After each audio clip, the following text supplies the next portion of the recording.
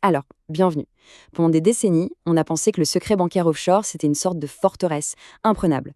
Mais la réalité d'aujourd'hui, elle est complètement différente. Cet âge d'or est révolu. Ce qu'on va voir ensemble, c'est un peu un guide de survie pour naviguer dans ce nouveau monde, celui de la transparence financière. Et voilà, tout est dit. C'est ça, le vrai point de départ de toute la réflexion aujourd'hui. La question, ce n'est plus si un montage va être découvert, non. C'est quand, comment et surtout qui va venir frapper à la porte. L'idée n'est plus d'essayer d'éviter la détection, c'est de comprendre que c'est devenu inévitable. Le risque, en fait, c'est devenu une certitude. Et on va voir ensemble pourquoi ce changement est si radical. Pour commencer, il faut vraiment déconstruire une vieille croyance tenace.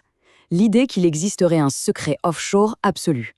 Parce que ce qui était vu comme un refuge, un havre de paix, eh bien c'est devenu une source de risque énorme.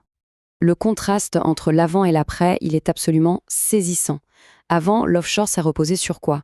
La discrétion, la sécurité. C'était un outil pour se protéger. Mais aujourd'hui, ces mêmes montages, s'ils ne sont pas déclarés dans les règles de l'art, c'est tout l'inverse. La transparence mondiale en a fait un véritable piège, à la fois juridique et financier. Et attention, le danger ne vient plus seulement du fisc. Non, maintenant l'information peut fuiter d'absolument partout. Pensez-y, un employé mécontent, une dispute familiale pour un héritage, un divorce qui tourne mal, ou même une procédure en justice qui n'a à la base rien à voir. Et bien sûr, par-dessus tout ça, il y a les fameuses fuites de données massives qui peuvent exposer des millions de documents d'un seul coup. Le périmètre du risque a juste explosé. La première grande force qui a tout changé, ce sont bien sûr ces fuites de données. Honnêtement, plus que n'importe quelle loi, ce sont elles qui ont vraiment montré à tout le monde à quel point le système était fragile. Et ce qu'on observe, c'est une accélération fulgurante. Au début, on a eu quelques fissures, comme les listes de clients chez UBS, HSBC. Et puis en 2016, bam, le tremblement de terre, les Panama Papers. Et en 2021, c'est carrément le tsunami des Pandora Papers, qui a prouvé une bonne fois pour toutes que ce n'était pas un cas isolé, mais une industrie mondiale bien huilée. L'illusion de la sécurité, elle s'est brisée, morceau par morceau. Pour qu'on se rende bien compte de l'échelle, 11,5 millions. C'est le nombre de documents. 11,5 millions de documents qui ont fuité d'un seul et unique cabinet d'avocats au Panama.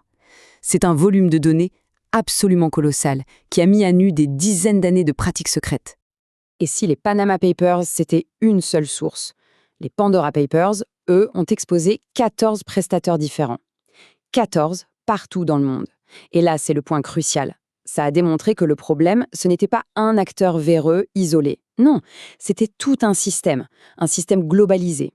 Conclusion, il n'y a tout simplement plus d'endroits sûrs où se cacher. Mais attention, les fuites, ce n'est qu'une partie de l'équation. Parce qu'en parallèle de ce chaos, un système bien plus froid, bien plus méthodique s'est mis en place. Une sorte de grand filet réglementaire mondial conçu pour une seule chose, tuer le secret bancaire à la source.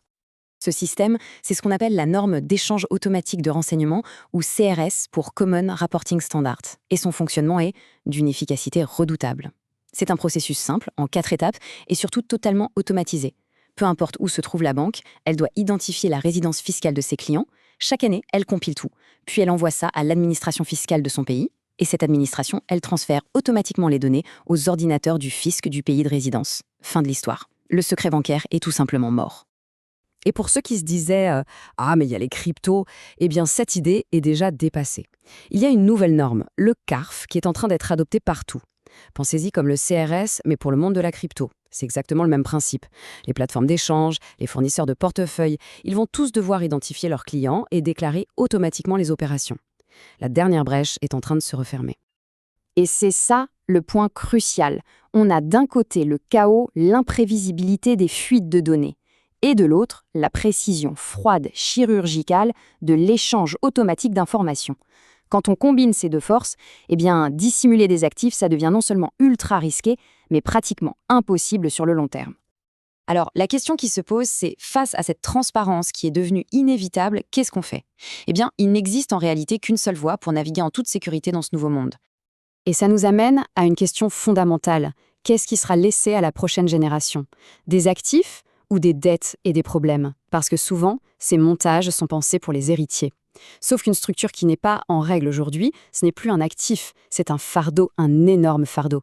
Laissé en tel casse-tête juridique et fiscal à ses proches, c'est un cadeau empoisonné. La régularisation devient donc aussi une question de responsabilité familiale. La seule solution vraiment sûre, c'est de prendre les devants. C'est ce qu'on appelle la divulgation volontaire. Le principe est assez simple, on contacte soi-même les autorités fiscales, on déclare tout ce qui était caché, on paye l'impôt qui est dû, et en échange de cette démarche proactive, on obtient une immunité contre les poursuites pénales. C'est vraiment la seule et unique façon de transformer un énorme problème en une situation saine et durable. Tout ça nous amène à une conclusion assez claire. L'ère du grand secret offshore est terminée. C'est un fait.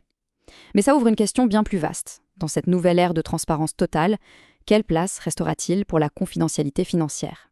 Quel sera le bon équilibre? C'est une réflexion qui est absolument essentielle pour le monde qu'on est en train de construire.